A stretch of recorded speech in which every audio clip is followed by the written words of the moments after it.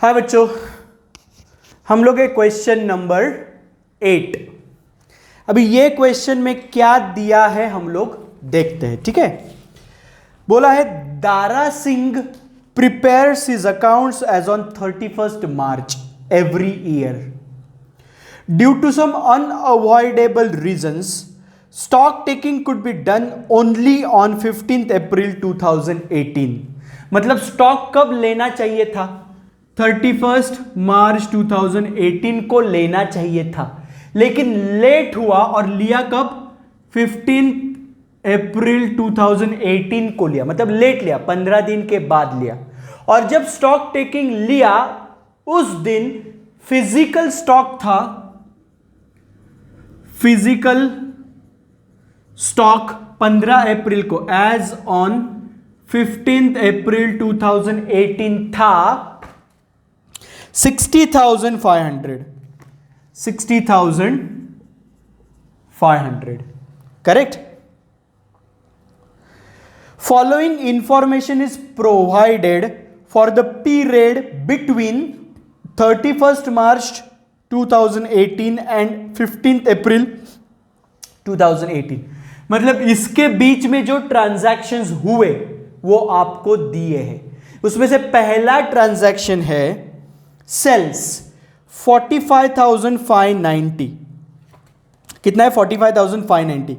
अभी सबसे लास्ट आई है, सबसे लास्ट जो नीचे लाइन बोली है ना, you are required to calculate the value of stock on 31st March 2018 by preparing a stock reconciliation statement assuming the goods are sold at the profit of 20% on sales, correct. तो profit कितना है? 20% on sales, मतलब ये easy हुआ, correct.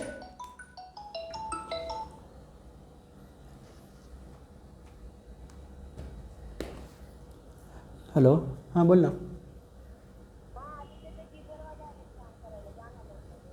एक 10 मिनिटं देते ना, करू दे काम, मी आलोच।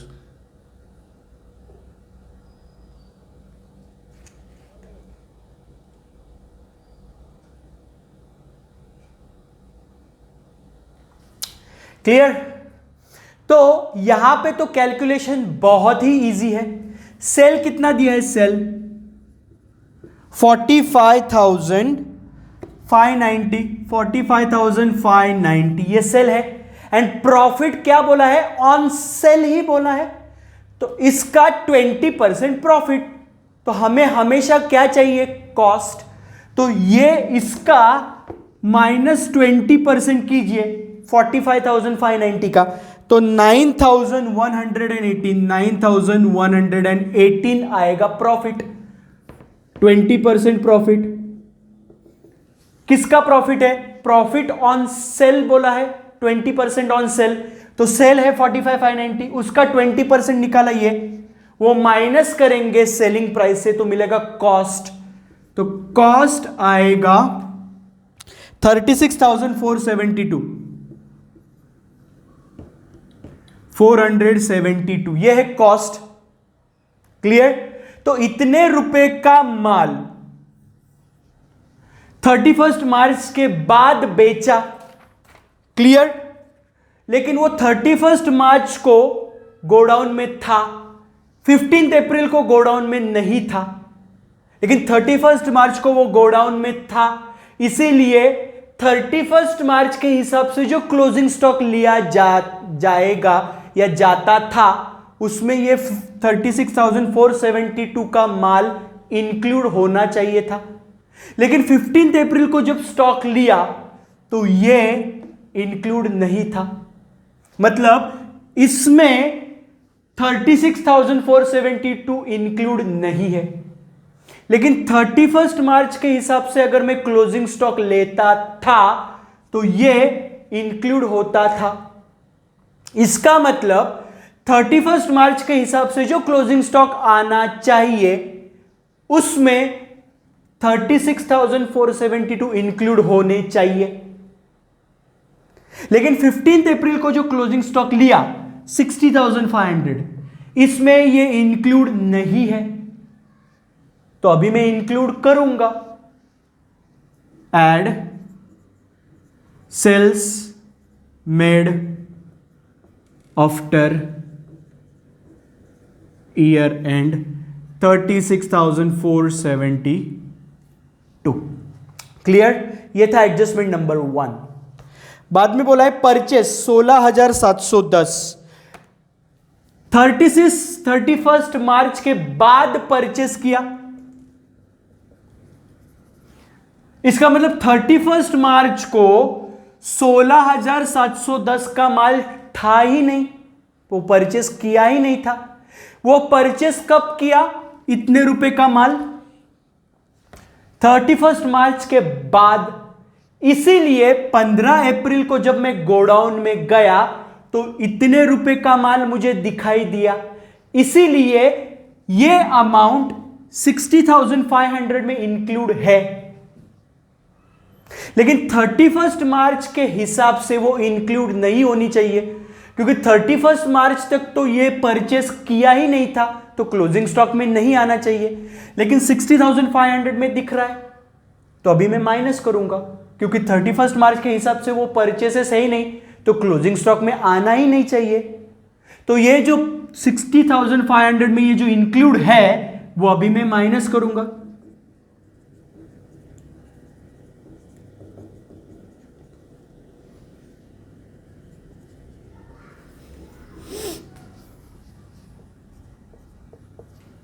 क्लियर?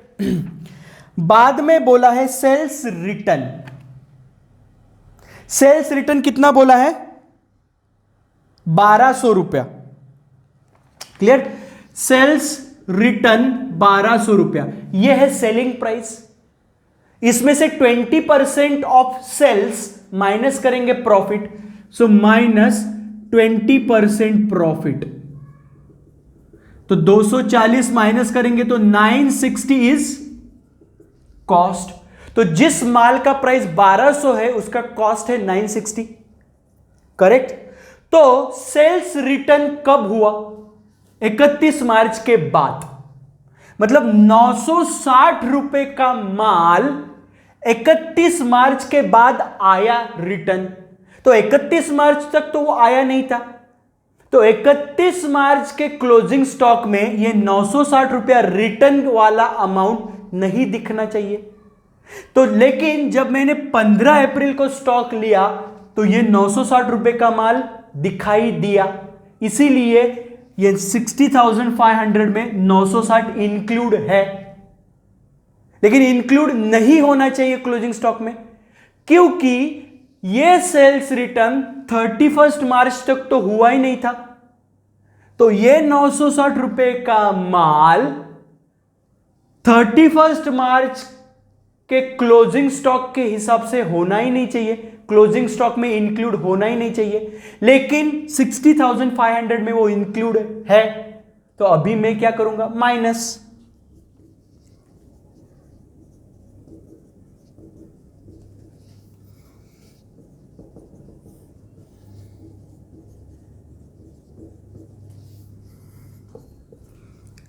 क्लियर? आगे पढ़ते हैं। आगे बोला है आइटम नंबर 4। आगे बोला है on 15th March goods having a sales value of 6,800 were sent on sales और return basis to a customer. मतलब 6,800 का माल सेल्स और रिटर्न बेसिस पे कस्टमर को सेल किया। कब सेल किया? 15th मार्च, मतलब साल खत्म होने के पहले ही 6,800 का माल सेल किया, और ऑन विच बेसिस? अप्रूवल और रिटर्न बेसिस। करेक्ट? अब इसका क्या हुआ देखते हैं। बराबर है? The period of approval is 4 weeks. मतलब कस्टमर को बोला कि 4 वीक्स के पहले मुझे बताना कि चाहिए यह माल या नहीं चाहिए। करेक्ट? उसने 40% माल रिटर्न किया। करेक्ट? मतलब 6,800 का 40%, मतलब कितना आएगा, 6,800 का 40% माल उसने रिटर्न किया। क्लियर? तो 6,800 का 40% कितना होगा, 2,700, सॉरी 2,720। क्लियर कीजिए।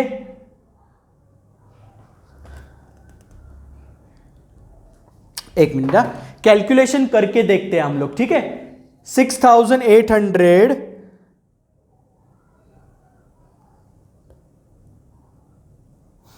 का 40% होता है 2,720। वो माल ऑलरेडी रिटर्न आ गया, करेक्ट, बिफोर। 40% माल कब रिटर्न आया, 10 अप्रैल को। ये जो 40% माल रिटर्न किया ना, वो 10 अप्रैल को। क्लियर? तो ये 40% तो एनी विच वेज सेल हुआ ही नहीं, बराबर है। तो वो क्लोजिंग स्टॉक में दिखना चाहिए 31 मार्च के, और 10 अप्रैल तक वो वापस आया। इसका मतलब 15 अप्रैल को जब मैंने स्टॉक लिया तो उसमें वो इंक्लूड था क्लोजिंग स्टॉक में। तो 40% के बारे में कुछ भी करने की जरूरत नहीं है, क्योंकि ये 40% मतलब 2,720 रुपए का माल 31 मार्च के क्लोजिंग स्टॉक में इंक्लूड होना चाहिए। वो 15 अप्रैल को जब मैंने काउंटिंग किया तो इंक्लूड हो गया, क्योंकि वो 40% का माल रिटर्न आ चुका था। क्लियर? तो सवाल किसका है,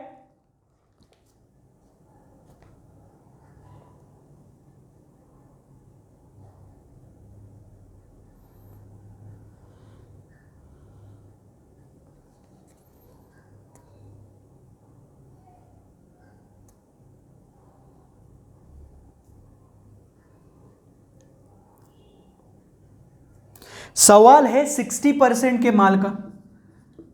तो 60% कितना है, 4,080, करेक्ट। इतने रुपए का माल अभी तक रिटर्न आया ही नहीं है, करेक्ट। और उसके बारे में कुछ बोला भी ना, उसके बारे में क्या बोला है, अप्रूविंग द रेस्ट, मतलब 60% जो माल है, मतलब 4,080 का जो माल है वो अप्रूव किया। क्लियर? अप्रूव किया मतलब क्या हुआ, सेल हो गया, करेक्ट। लेकिन अप्रूव कब किया, अप्रूव किया 10 अप्रैल, मतलब 31 मार्च के बाद अप्रूव किया। तो 31 मार्च तक तो वो सेल था ही नहीं। 31 मार्च के बाद अप्रूव किया मतलब सेल भी 31 मार्च के बाद ही है। तो 31 मार्च तक वो सेल था नहीं, मतलब ये आपके क्लोजिंग स्टॉक में दिखना चाहिए 31 मार्च के, लेकिन ये रिटर्न आया ही नहीं, इसीलिए ये 60,500 में वो दिख नहीं रहा है, लेकिन दिखना चाहिए अकॉर्डिंग टू 31 मार्च के क्लोजिंग स्टॉक में। तो 4,080 सेलिंग प्राइस है, उसमें से 20% प्रॉफिट माइनस करेंगे। सो माइनस प्रॉफिट 20% कितना आएगा, 20% आएगा 816। तो 4,080 है सेलिंग प्राइस, उसमें से 816 प्रॉफिट माइनस करेंगे तो आएगा कॉस्ट, कॉस्ट आएगा 3,264। यह आया कॉस्ट। इतने रुपए का माल ऐड करना पड़ेगा, क्योंकि इतने रुपए का कॉस्ट का माल 31 मार्च में तो वो सेल हुआ ही नहीं था, तो वो क्लोजिंग स्टॉक में दिखता था या ऐड करते थे। लेकिन उसने अप्रूवल दिया 31 मार्च के बाद, इसके लिए वो रिटर्न भी नहीं आया। इसके लिए 60,500 में ये 3,264 का माल नहीं दिखाई दे रहा है, लेकिन दिखाई देना चाहिए अकॉर्डिंग टू 31 मार्च के क्लोजिंग स्टॉक में, लेकिन नहीं दिखाई दे रहा है। तो अभी मैं दिखाऊंगा, ऐड करूंगा, add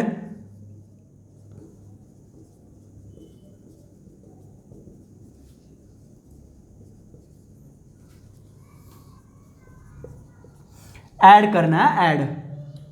clear?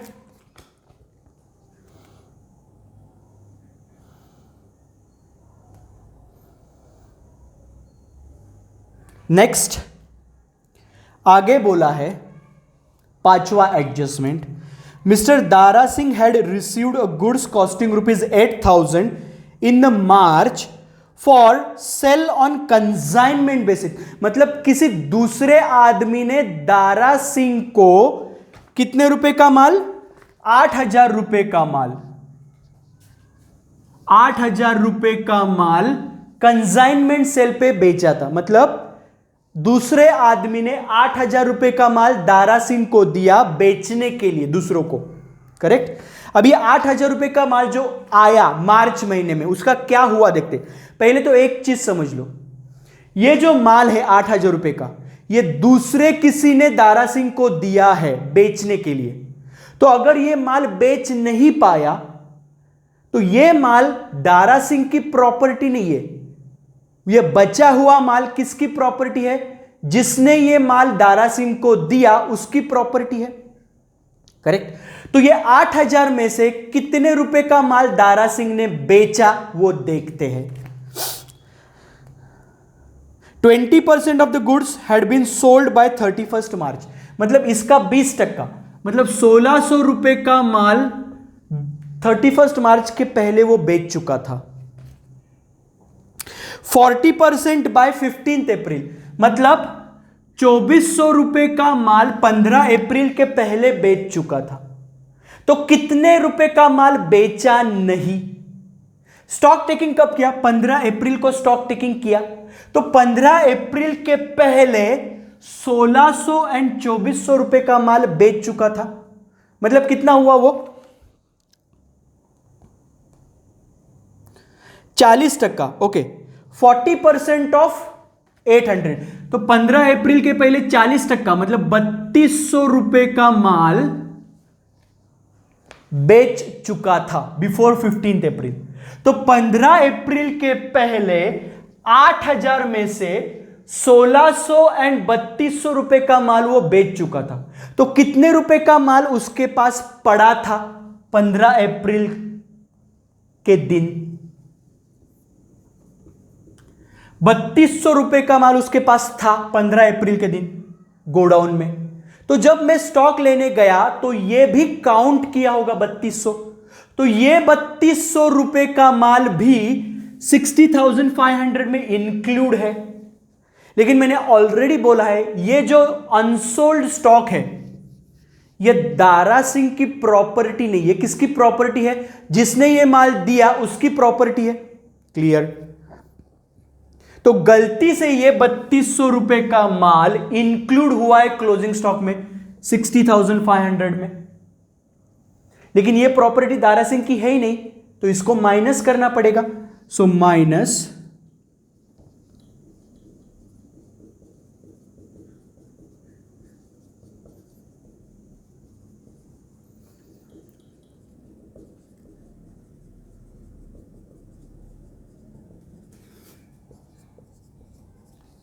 Clear?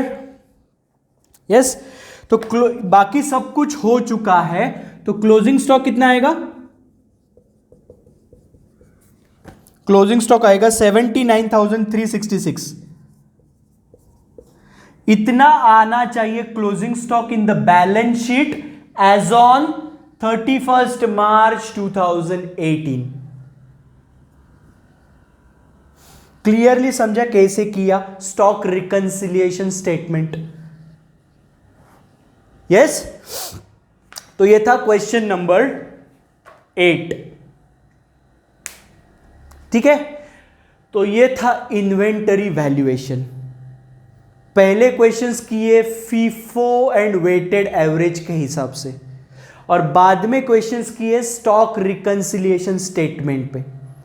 Clear? Yes. तो अगले लेक्चर में मिलेंगे विद अगला चैप्टर। तब तक के लिए थैंक यू सो मच।